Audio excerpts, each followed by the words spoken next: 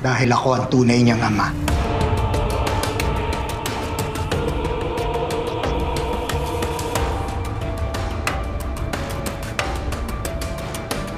Anak ko si Rose. Si Leyna ang nagsabi niyan sa akin.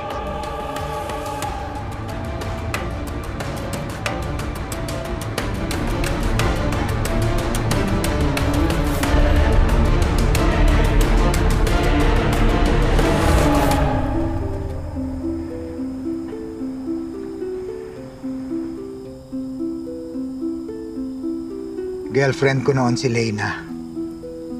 Pero nung sinabi niyang buntis siya at ako ang ama, natakot ako.